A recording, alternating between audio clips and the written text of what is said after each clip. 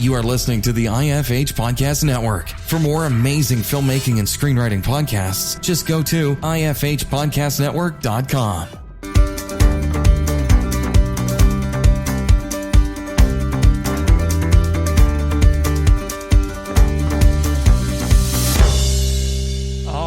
Welcome to the Successful Screenwriter Podcast, where we discuss anything and everything screenwriting. Here we interview successful screenwriters and filmmakers to find out just what it takes to make it in the industry.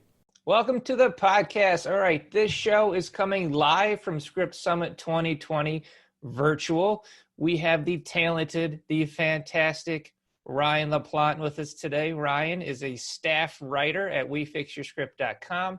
He is going to chat with us today about how to write villains and answer questions from the community on that, and also his interactive content as well. So we will be going through and answering questions based from the community here at Script Summit. Ryan, thank you again for joining us. Hey, thank you for having me. It's always a pleasure to talk about putting words together in different orders. And that is actually a tougher job than it sounds.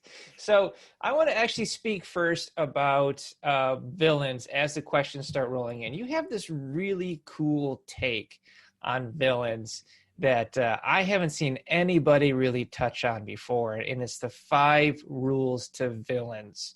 Do you want to just go through that real quick for the people at home listening? Yeah, I'm happy to kind of speedily run through it, because I mean, anything that anyone tells you definitively about how something works is always kind of its own fiction within the world of creating stories. But I wanted to look at a large number of villains and kind of look at the different levers you can pull as a writer to create a really strong villain or antagonist. Because villains people tend to think of in like sci-fi comic book action formula. Yeah. But you can also have an antagonist in your teen romance. Like I worked at Wattpad for like a year and a half, and I ended up crafting and now the Olympic gymnast who's so beautiful shows up and hits on your boyfriend or whatever. So like there's a really big scale there. But the 5 kind of pillars of villainy, if it were, or antagonism, are, I think, ideology. Mm-hmm. Any great villain has their own worldview and their own philosophy that they're working towards. They're not always the hero of their own story, because sometimes they like that they're villains, but they still have rules on kind of the way that they interact with their opponent in the world. Right. They all have drive or ambition, because there's not really a villain who's like, I'm tired. That's not really I don't want to do this anymore. Yeah. You know what? I think I'm just going to tuck it in. I live with my parents. Personal stakes is a really big one that I've seen in a lot of stories where it's done effectively and not as much in others. It's the difference between the really iconic villains that you remember forever, where they have a strong personal stake in the hero's journey, versus, for lack of a better term, but like a lot of the canon films in the 80s and a lot of B movies. Just like, I'm a villain who believes in crime. I'm a cop who believes in cops. An hour. Explosions. They also, traditionally, the 4th thing is that they are skilled or have great ability. There aren't a lot of villains who are incompetent who are terribly iconic. They need to be good at what they do. It doesn't mean they don't have flaws. It doesn't mean they're great at everything, but It means they do have to have a certain skill set. And then the 5th thing, to borrow a term from wrestling, I just refer to it as the heel quality.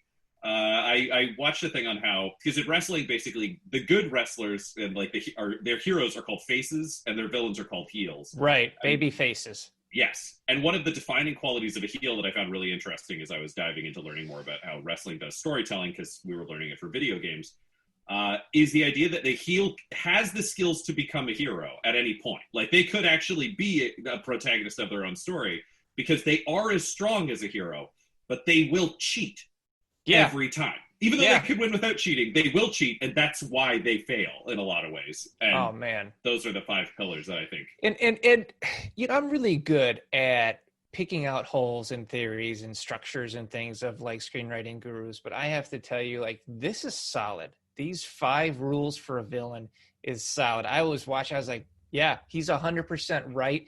And just to see you put it in terms like that is easily understandable, and you can apply this to your script, it is brilliant, sir. Absolutely brilliant. So we have a question here.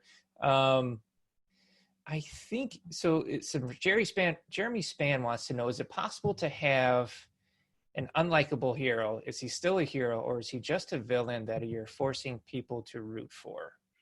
I mean, this is where I think the term hero and villain end up being limiting in a way that Yeah. the terms protagonist and antagonist don't. It is absolutely possible to have an unlikable protagonist. I mean, Absolutely. Walter White sucks. Like, he's an awful person. He's a bad husband. He's a dangerous parent, and he becomes a meth dealer. He's also a great antagonist, like a protagonist, because we want to watch him succeed. If you're turning down, because sometimes I think of characters in terms of like levers. There's like skill. There's sort of like sense of humor. There's that's the role player in you, sir. That is the role player. It's a technique that Brandon Sanderson teaches in his online storytelling courses. They're for free. They're on YouTube. You can search Brandon Sanderson how to write science fiction and fantasy, but he teaches everything and it applies to all genres. It's great. Cool.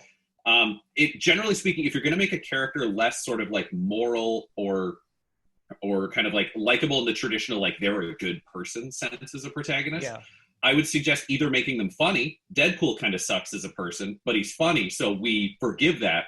Or you make them very skilled at what they do. The more specifically talented they are, then it becomes sort of a power fantasy. We can respect Dr. House because he is such a great doctor. He's so good, and he's helping people. Yeah. If he was right half the time, and the other half of the time he was rude, and then his patient died, he would be the antagonist of his story. Yeah. But he's the protagonist. I mean, and that's why I like to focus on the term central character, right? Because your central character can very much be antagonistic. And to get stuck in the protagonist term-wise can be limiting to you as a storyteller. And I think that's absolutely right. Mm-hmm. All right. So Mike Lucci's got a question here about dual antagonists. He says he sees an Act 1 antagonist, then around the end of Act 1 we meet the real antagonist in Black Panther, for example. Or even in, I would say, you did the Dark Knight trilogy for your seminar, so it would be Bane and Ra's al Ghul's daughter would be that. So he's asking, would you say this is an example of dual antagonists as a story device that you can use in a film? I mean, they did the same with the Dark Knight, with Batman Begins, with the Scarecrow and Rachel. And then Act 3 circles back to the Act 1 villain, which I find to be, of those three examples, to be the most effective use. Dual antagonists, yes. By definition, there are two antagonists in Black Panther. I would argue that I think structurally that movie, everyone loves Black Panther. Black Panther's a great movie. The performances are great. I really like Black Panther. However, structurally, I don't think they do the best work to support Killmonger, and I would love Killmonger to appear more into Act 1 and then set up Clow as another villain, but a lesser villain. Otherwise, they set up Clow as the big bad, but he doesn't feel quite like a big bad, but we don't have a big bad, and then he's there. So, yes, it is dual antagonists. I think they could have done better if they'd established that Clow and Killmonger were kind of on equal footing in an unlikely or an unwilling alliance, and then it became a game of who's going to betray who, and the big bad comes out on top. I agree. I think bringing in the antagonist early on in a film really helps you get behind that antagonist, understand them more, and develop a little bit of even potentially empathy. I mean, especially with Killmonger, when you learn about his childhood, you go, wow, this is a guy who's been through some stuff, and I understand why he's doing what he's doing. But that's the narrative purpose of Henchmen, or like the Muscle in a James Bond movie, is to have an antagonist that your hero can punch in the face and then theoretically kill at some point. So at the same time, if you make that person really dangerous, you can actually build the mystique of your primary villain through a secondary villain. The Emperor is only scary when he shows up in like Return of the Jedi, because Darth Vader's been talking about it for 2 movies. You're like, oh my God, this guy has a boss? Lightning's out of the fingers doesn't help either. All right, so we've got a question from Joaquin Hernandez. How hard is it to have the audience empathize with your villain, regardless of how cruel or totalitarian they are? Empathize can be tricky. Understand, I think, is the key to the whole thing. Because empathize comes down to, can you give the villain an opinion that your audience also feels but may not be willing to express? So if their moral center of their belief actually matches the audience's, they're just willing to go farther, then people can empathize with it. Otherwise, with villains, I think for people to understand a villain, you just want to take something that most people might believe a part of and then build it further. The trick is a consistent ideology. If they are going to go in and even their ideology can be like the Joker, if we want to stick to like the Batman stuff that I've talked about. But like the Joker's theory is that there is no, like, there are no laws, there are no rules, and people who pretend there are rules are fooling themselves. So I will prove to those people that they themselves have no rules. See, Everything he does matches. I like that, but they create, moments of sympathy or empathy with that character by his backstory. So, how did I get these stars, right? And then he goes into, I cut my face for my wife. You go, well, this is a guy that was so selfless for his wife, he cut himself. Or it's the abusive father that cut his face. So then you feel for that character as well, because he cut his face. So he kept changing his origin story, which was really interesting.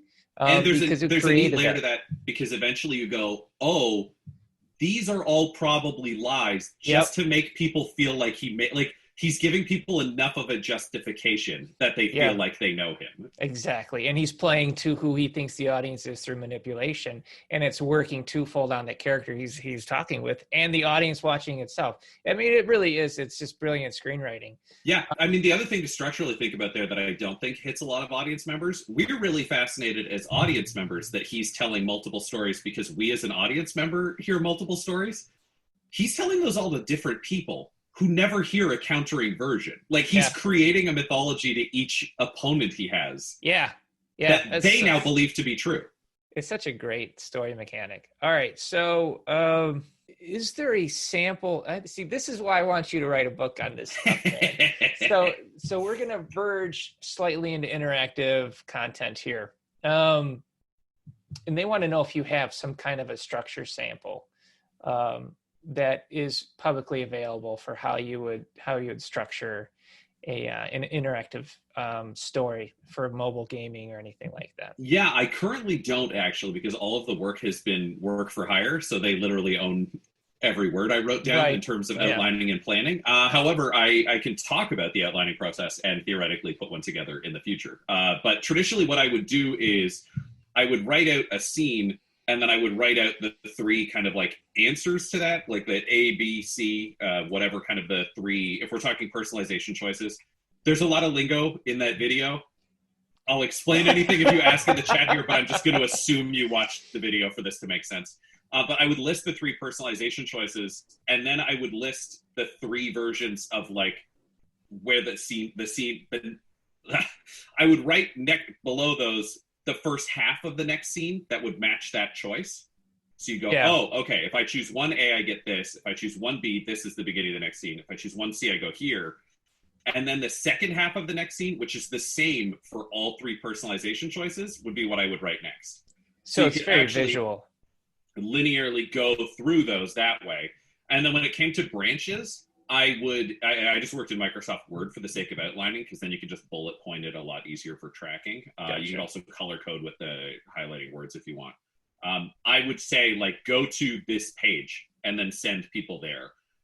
One of the bigger challenges when it comes to interactive fiction and outlining is there's not actually like an accepted or public format for how you want to create the game itself. And in terms of Twine, if you're just doing the text version of what I'm talking about, you could outline in Twine and just go back and fill in the options, because I've also done that. Because Twine, you can just go, it's like a very, very basic coding thing. It's like create blah, not a coder, but it will just give you a box and then however many boxes you said next, and they've got lines between them. And so you can kind of Christmas tree. Okay, this is like this is a software program called Twine. It's open source, $0. Everybody uses it, and if you download any Twine game, a lot of which are free, and you have Twine, you can actually just open them up and look at their code.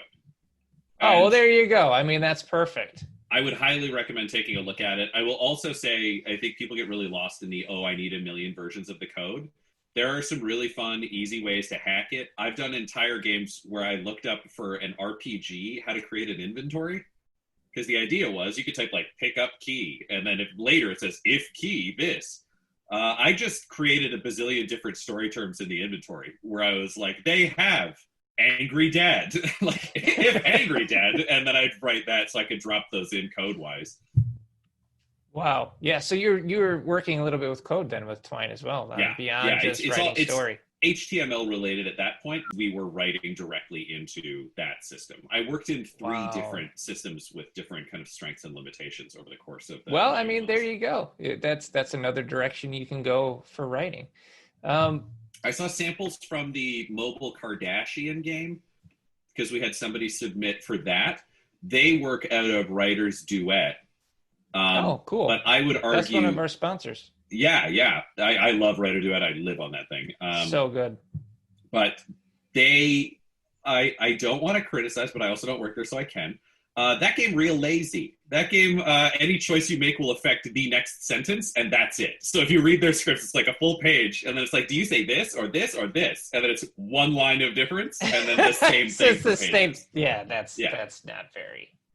But it's got a Kardashian name on it, see? So there you go. I didn't have the heart to tell the writer, but I was like, I don't think this is a great sample for your ability to write interactive fiction. Well, I think it was probably on there for the name recognition. So while more questions come in, I want to ask you about, let's talk about this term, because I like the way you put it, proactivity bias.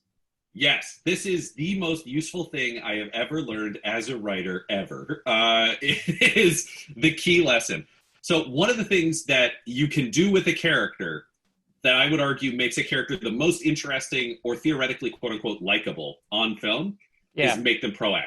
It is the absolutely. Key thing. Oh my God, so important. And by proactive, I mean the character has to do things. They don't sit around thinking about doing things. No. They don't decide not to do things. They don't talk about how they want to, but they just can't bring themselves to do it. They're conflicted, yeah. No, you can actually have a character who is stupid, always says the wrong thing. And if they do things every scene, you just wrote Mr. Magoo and it works. Like you could just have it happen. And one of the big challenges, one of the big challenges with antagonists is the reason villains are often more interesting than the heroes is the villain is more active than the hero. We see so many movies where the hero ends up going from place to place, talking to the villain and seeing the villain's crime scene, and then being like, I just can't figure it out. And then the villain shows up and is like, how about a monologue that includes 3 lies and a truth? Also, I set up a bomb and your daughter's been kidnapped. And the hero's like, time for me to look at this crime scene again. I feel like I just heard like speed if this bus goes below 45 miles per hour. But exactly. And the reason Speed is actually a really solid action script is every other person around Keanu Reeves is like, we need to sit down and carefully plan. And Keanu He's Reeves like figuring it out, steals a car and puts himself on the bus. Yeah.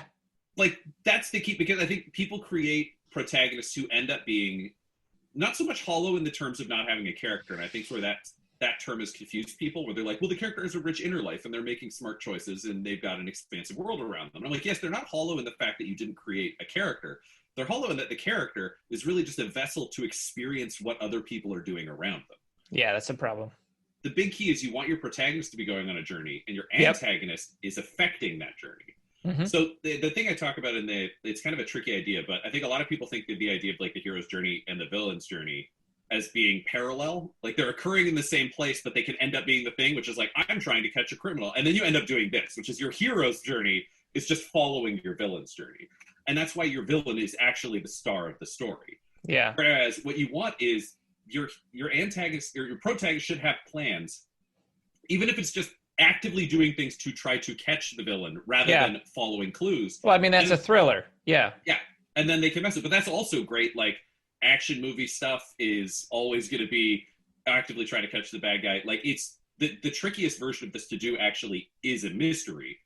But even then, you don't have a detective just look at clues and sit and quietly think. I don't know. I can't figure it out. Are the ones who walk into a room and go, one of you 4 is the killer. And then they leave the room.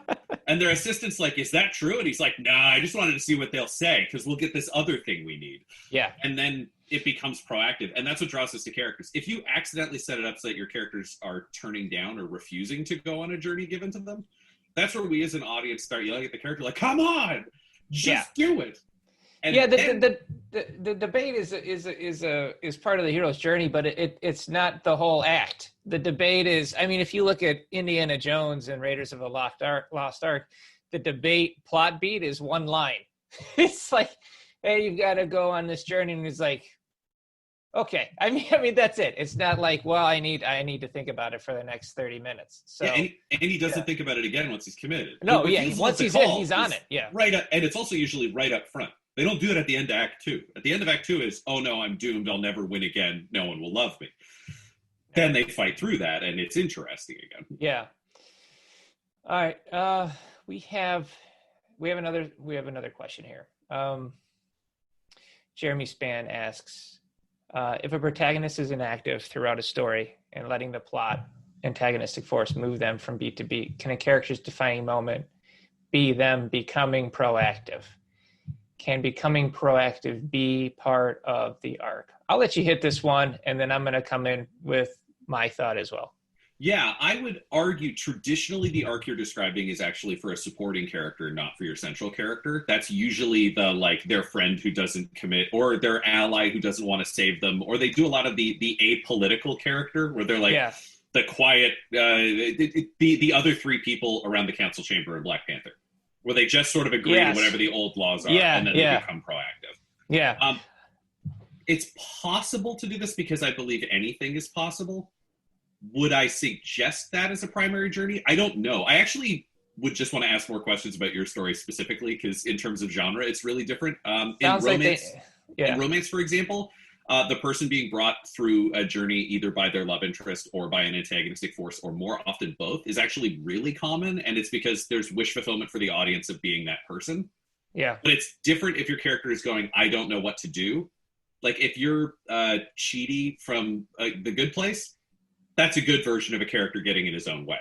But he's also very smart and he's very kind. He's got every other lever to the max, and proactivity is the lowest. Yeah, and he's a supporting character. He's the love interest. So, yeah it makes sense. For me, this rings true for if the debate is just too long. Like if your character is debating for too long on whether or not to join the journey, we have a serious issue, and that needs to be corrected.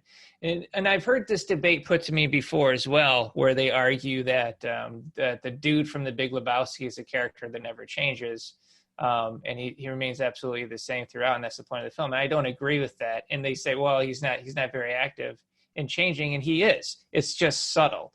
This podcast is brought to you by thesuccessfulscreenwriter.com, where you can find instructional videos, blogs, books, and even screenplays from the biggest films in Hollywood, all available for you to download. Visit thesuccessfulscreenwriter.com now and receive a copy of the Guide for Every Screenwriter absolutely free. Yes, free. Just visit thesuccessfulscreenwriter.com. Now, back to our show. This was a guy who was an aging hippie who didn't want to have change in his life. I mean, that's what it is. He fights change. But eventually, when he realized the girl might be pregnant, he accepts the fact that, oh, maybe I do have to change. And then it changes subtly. So I think the other thing to use in a Big Lebowski term is, the Big Lebowski is kind of like Hamlet. It's a movie that works really good, even though on paper it probably shouldn't. Yeah. Don't try to write the Big Lebowski if you want to sell your script. Like you want to write stuff that is more accessible. And one of the big focuses of We Fix a Script that Jeff and I have talked about, and a number of other people, and Script Summit and all these kind of workshops, is we want to teach you the ways we can teach you to improve a script and make it more saleable. That's one of the challenges, and it's why I know Jeff's guiding philosophy and the philosophy of the festival and the philosophy of a lot of the best kind of writing instructors is you're going to write the story the way you want to write the story. And your style could very well carry the whole thing. But we can't teach you that. The other thing I would say is you can have a character who's technically following along an antagonistic force or those kind of things in kind of a fish out of water story. And that doesn't mean they make decisions in the overall plot, but it does mean they should be making decisions in individual scenes. A fish out of water is only funny to watch if they're saying the wrong thing or affecting the water they're in some way. So a villain could put them in prison, and then it turns out they befriend their cellmate. And then bam, you go somewhere else. Or they're really great in prison. I mean, there's places like Orange is the New Black. I mean, I think our philosophy of We Fix Your Script, and Ryan definitely exemplifies this, is that we view ourselves as mentors. That's the big difference, is that we're going to take you in. We're not just going to try and improve your writing. We're going to try and help you improve as a writer as well. And I mean, it's just a whole different mindset. Thor Ragnarok is an example of a pretty well-structured movie where the protagonist is swept through the first half of the film based on other forces. But then all of the choices he made in those first scenes pay off when he becomes more active in the second half of the film. Yeah, I think that's good. If a protagonist, this is from Joaquin Hernandez, if a protagonist who is stubborn and selfish tries to juggle a multitude of problems, does that make the audience feel bad along with him, letting alone the tension and unease? Example, Howard Ratner from Uncut Gems. Yes, it is possible to not like a protagonist, and from what I've heard, that is a character who just constantly steps into his own problems. That's fine. Because I would argue what you're getting there is the proactivity is so high. He has so many problems, and he's not just like, oh, this problem again. Like, he's lying on the phone. He's manipulating everyone around him. Like, he's doing so much that the game becomes, oh, can he keep this up there? I don't even know if I want to, but the stakes are so high if he doesn't, that you're watching plate spinning and feeling that tension. Uncut Gems falls into, honestly, the realm of kind of like art house or like the more film festival-y films than you're looking at. I don't think that story would do the traditional big like Hollywood blowout. And if it didn't have the directors it had attached to it and Adam Sandler attached to it, I don't know how well it would have sold. It might have sold in the version it is and been rewritten to something more traditional, 3-act. He's a little more likable. The ending is a little more satisfying. That's where I'd fall on that one. I think once you get a heat in the industry, you can kind of start getting more creative with the projects that you can get people behind. Mike Colucci, he likes what about the betrayer being something that an audience can see coming, but doesn't necessarily mind that they see it coming. By the end of Act 1, it's clear, yes, the person we assume was the betrayer. In fact, the betrayer. Personally, I think that's where Spider-Man Far From Home suffered. Let's see, is there a question in there? Yes, it's right afterwards. When you say the end of Act 1 is the concrete place to tell the audience the thing they assume to be true. So in reference to Spider-Man Far From Home, spoiler alerts for a movie that came out a year and a half ago. But Spider-Man Far From Home, they spoiled it in the trailer. I don't have to care. Jake Gyllenhaal plays Mysterio, who says he's from another dimension, and he shows up. And he's like helping Spider-Man, and then he turns out to be the villain. He becomes a mentor character. Exactly. It's the mentor turned betrayer. It's the perfect. It's good. It's a solid arc. It's a good idea. One of the challenges there is, I would argue, they spoil it in the trailer, and the character Mysterio is known to be a huge liar at all times. So it would be like having Loki show up and mentoring Thor for Act 1, and we're like, bad guy. Oh, he's a bad guy. I would argue, yes, I agree with you. I think that reveal came too late in that film because we were all expecting it up front. And where if I was going to choose like a mistake or a solution you could do with that, the secondary antagonists being a random elemental force was too weak for us to believe as an audience that those were the real Marvel villains. If that was a perfect point to have a second antagonist for Act 1, where it's somebody who, if I was going to choose from a Spider-Man lens, you choose a Spider-Man villain with clout equal to Mysterio, or who's more famous than Mysterio, and then you get your twist. I agree. I do think by the end of Act 1, you should at least have a clear antagonist. When, like, in terms of Batman Begins, you see, here's Act 1, he goes over with Ra's al Ghul, but Falcone's been a bad guy the whole time. And when we hit Act 2, there's Falcone, and they introduce Scarecrow, like, right up front. So he's got them. At the end of Act 1, you should be solidly into the core part of your story. If you are saving your actual reveal of your villain for the actual story for the end of Act 2, that's a bad call. It is. Then the audience doesn't know what your character's going through the like Act 2 road of trials toward. I mean, there's in a lot of writers, I think when they're kind of sussing it out, they want to leave the good stuff because they want to have the big reveal, big surprise. But the problem is what you don't realize you're doing is you're sacrificing your own storytelling. You're sacrificing structure, scenes, and beats so you could have that big payoff. And then when you get to the payoff, it's too late because you've already lost the audience. I mean, I literally have a student I'm working with right now at Script University. And that's one of the things we're working on is if you're going to have a big surprise, a big story beat, it has to be justified to the story. You can't sacrifice the story for it. And I think people get really caught up in the idea of surprising an audience. And I would argue your focus should be on satisfying an audience. You can do that, including a surprise. Everybody wants the big twist, right? So I mean, Shyamalan kind of got that going. So now everybody expects a big twist. Even producers expect a big twist. But Ryan is absolutely right. You need to satisfy the audience in your story first. Then, if you can take them on a surprising direction that isn't jumping the shark, do it. Yeah, you're absolutely right. Rebecca Gintz wants to know, what are your thoughts on including an alternate ending? And I'm assuming this does not relate to interactive content. So in terms of interactive content, yes, do that. That's one of the defining hallmarks, and people get really excited to talk about endings. In terms of a traditional screenplay, no.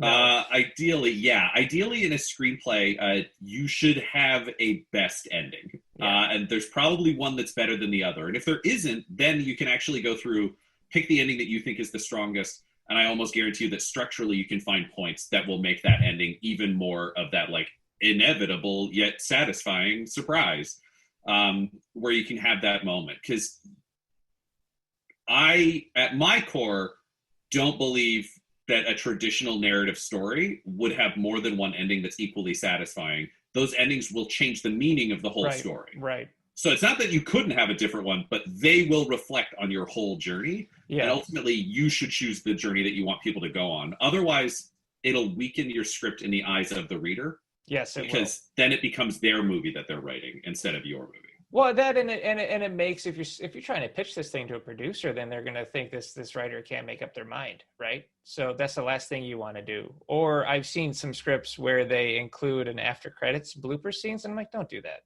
Just write a steady, a straight story with a solid ending. Send it out, and go with that direction. Yeah, I agree. The other thing I would say is if you've got a script where you know the ending is going to be controversial or it might be an issue for a producer, it is worth thinking of alternate endings you can have in your head in case, for example, Seven, when it was first written, it had the head in the box at the end. And the studio was like, no head in the box. She's fine. You have to have this be fine.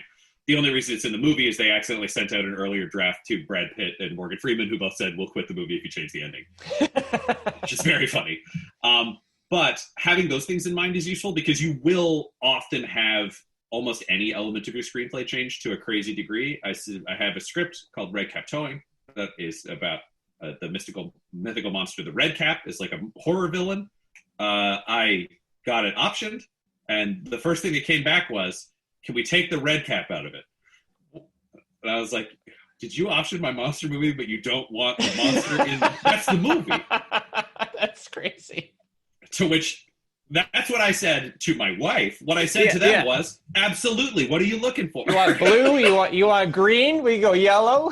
And it was like, okay, we're going to go with serial killer. So it became a serial killer script for that one. Oh, a toss-up of a good guy wins or a bad guy wins.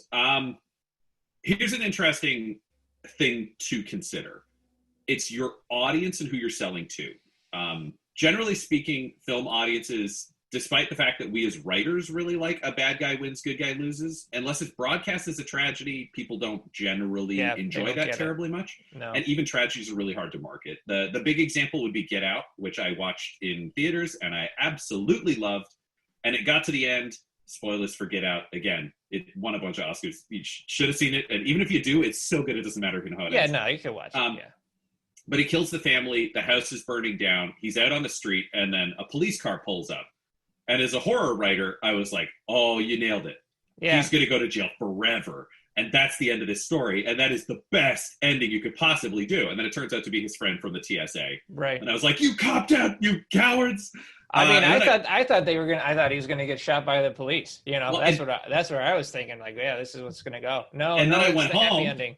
Yeah. And then it's a happy ending, and the happy ending is due to audience testing. Because if you've seen the deleted ending, it is the police. He's in jail. He's going to jail for life for the murder of the family. And his friend's like, we can keep fighting this. And he's like, nope. I am black, and they did what they did, but they're not going to be able to do it anymore. And that's what I got. And he just goes to jail for life. And the movie tested so poorly in the ending that even they agreed, despite the fact that that was the statement they wanted to make, the happier ending was what the audience needed. Yeah. And I would argue if they'd gone with the original ending, it wouldn't have blown up the way it did. It wouldn't have won the Oscar the way it did. Yeah, that's a good that was point. what made it palatable in like a wide scale way. So Yeah. scaring the audience. Okay, so here's a trick that I use for horror because I love horror stuff. One of the tricks that's really common in horror is to let the hero beat the villain and then establish the threat remains. So you get to give them the full arc and then the horror twist at the end. For example, Nightmare on Elm Street does this really well, the first one, where she's battling Freddy and she goes into the dream world and she drags in the real world and they fight. And then she gets her like denouement and she's there and she's back to her life with her family and it's all great. She's like standing at the door and then Freddy's arm just bursts through a window and grabs her head and pulls her back and it cuts to credits. Yeah. And if you do that, the audience gets their full satisfaction. You get to scare them and it suggests that the world isn't safe. Then you can leave them with horror. I do that all the time in horror. Yeah, I mean, but that's a trope of the genre. That's like every horror film. I mean, even like Dawn of the Dead, right? Spoiler alert, they're stuck in the mall, zombies everywhere. They get out, they lose a bunch of people. They get out to the boat, they escape, and then, they made it. You know, like a handful of them make it. And then when they get to the island, we see zombies, right? Intercutting the credits. It's great. It's let the hero, you can let the hero win, but you can leave the threat unresolved. And that's a nice, safe way to do that. Yeah, it is good. All right, so we got another question here. Can a supporting character have a conflict with the protagonist long enough to be resolved by Act 3? I've written so yes, but go ahead, Ryan. Answer that one for us. Yes. I will always struggle with these questions because they sort of exist in like a yes/no formula of like, can this thing that happens in my script, no? And I'm like, yes. But look at Star Wars, episode A New Hope, right? You got Han Solo and Luke. They don't agree all the way through until the Death Star. In terms of a supporting character, absolutely. Because a supporting character ultimately isn't the antagonist of the story. It's a supporting conflict that ultimately defines both characters and should lead your kind of protagonist to change in a positive way as well as altering the supporting character.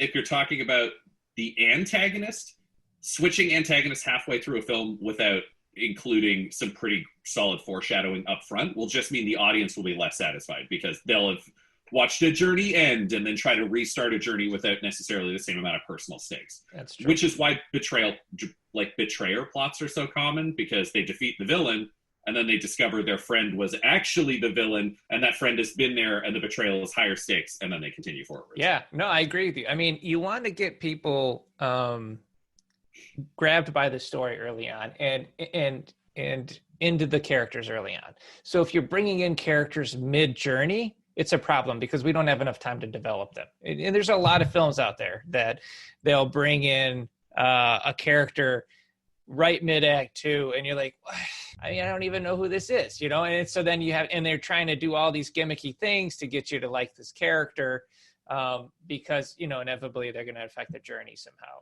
And I don't like that. If you could bring him in, to me, personally, the earlier the better. Yeah. Also, it's just the sheer amount of time you can spend building stakes into things. The faster you have to work, the harder it is to make an audience care.